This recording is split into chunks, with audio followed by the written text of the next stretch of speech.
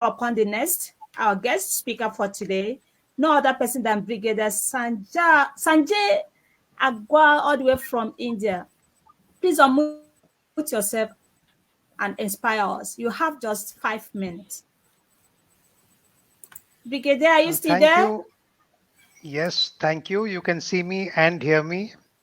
Yes, Thank yes, you, sir. Dr. Uchelin, Dr. Inga, and Mikhail. Thank you all for this opportunity. Namaste and greetings of the day once again, and also to all our viewers. Congratulations on this very important topic and for the opening speech on it, Dr. Inga. We all realize that education is a fundamental right that should be accessible to every child regardless of their circumstances. But unfortunately, many children are denied this right due to the menace of forced child labor.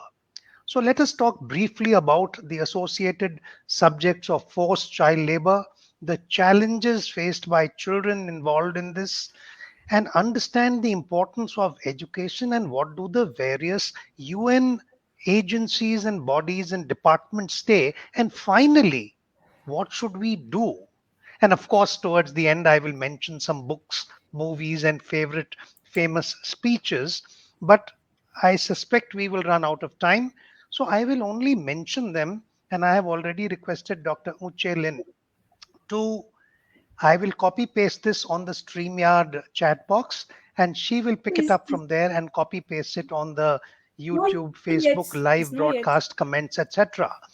So with It's not that, their we time, all please. It's not know yet their that time. forced child somebody's mic is on, please. There's crosstalk going on. We all know that forced child labor is harmful to the child's physical, mental, and emotional development. Children are sometimes engaged in very hazardous or stressful industries.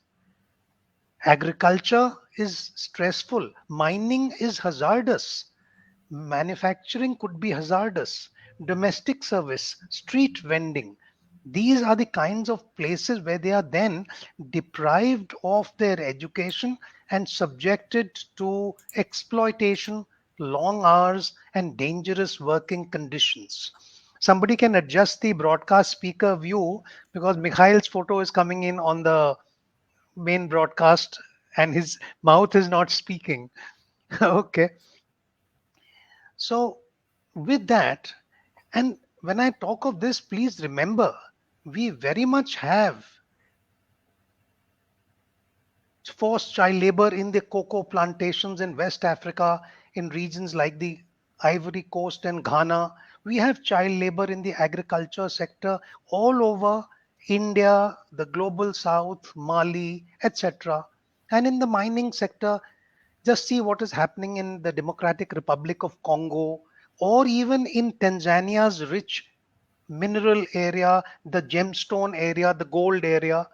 Children are often being exploited. The children, domestic workers, street vendors, and the child labor in the informal sector. These are all very worrisome. And this only emphasizes the importance of education for all.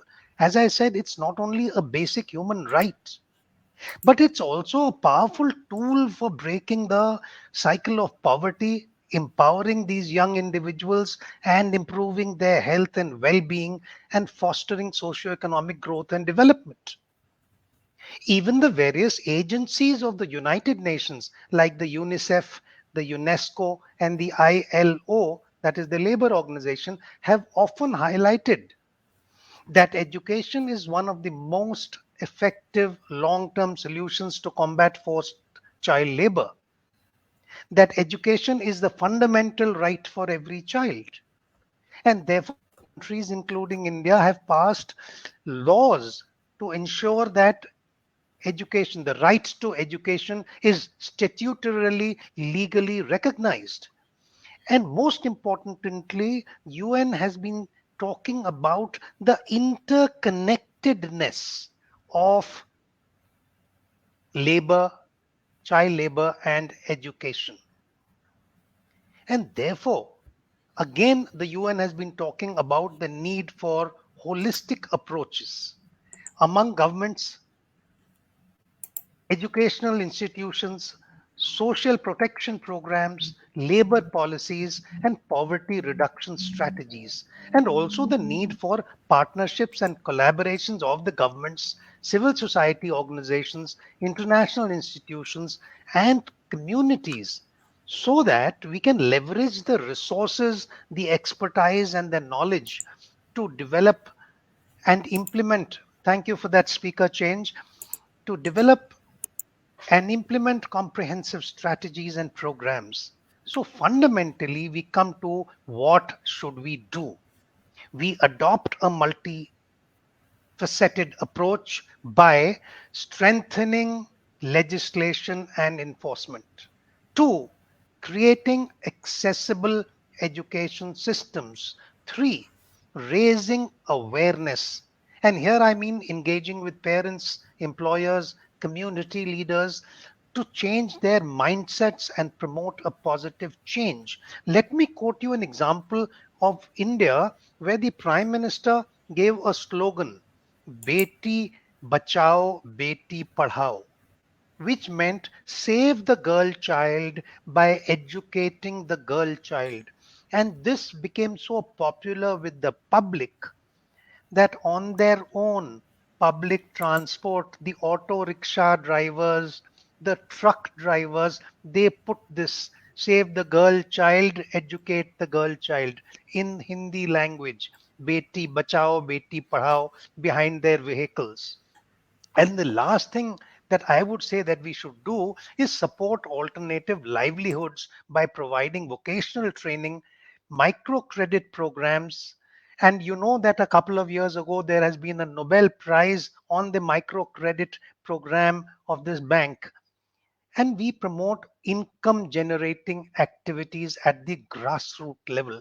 And now, just let me mention some books, movies, and speeches that address the issues of forced child labor, education, and social justice. Why I am talking about these is because it is these which make for powerful conversations at the end of it. And as educators and policy makers, these books, films, and speeches provide the poignant narratives that shed light on the realities of forced child labor and the significance of education and the resilience of children facing adversity. The resilience of children facing adversity. They offer powerful insights into these issues and can serve as valuable resources for raising awareness and fostering the discussions. So, some of the books are I Am Malala, the story of the girl who stood up for education and was shot by the Taliban. She lived. I will post this. In fact, I'll post it right now. And after that, the another book is Behind the Beautiful Forevers, Life, Death, and Hope in a Mumbai Undercity. Mumbai is in India. And the third book is A Long Way Gone, Memoirs of a Body Soldier. This is a child soldier from Sierra Leone. This book highlights the impact of war and the consequences of war on the education and children's lives. And this is what we are seeing play out in Ukraine. And coming to the movies, the most famous award winning movie is The Slumdog Millionaire from 2008, set in the slums of Delhi. Another movie is Kite Runner of 2007, which is based on a novel, and it portrays the horrors of war, the loss of childhood, and the need for education and rehabilitation. The Beasts of No Nation from 2015, another very famous book.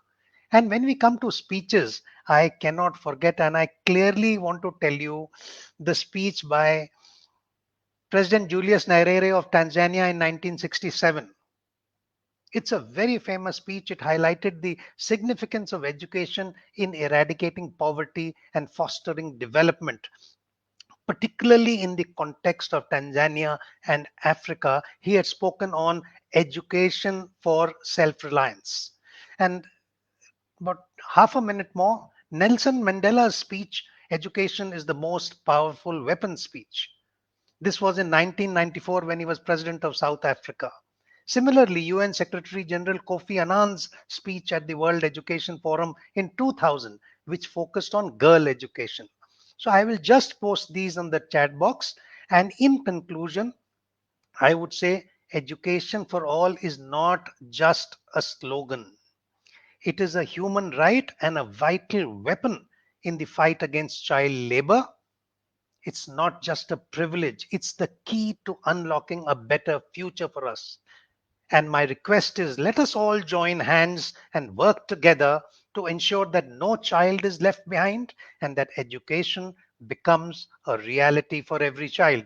Thank you for your patience, ladies, gentlemen, and dear listeners. Namaste.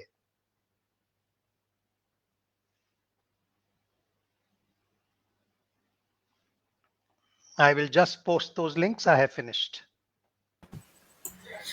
Thank you very much. It was a very interesting Okay. speech with a lot of examples, and this is the main point: also to have example when you build something very beautiful.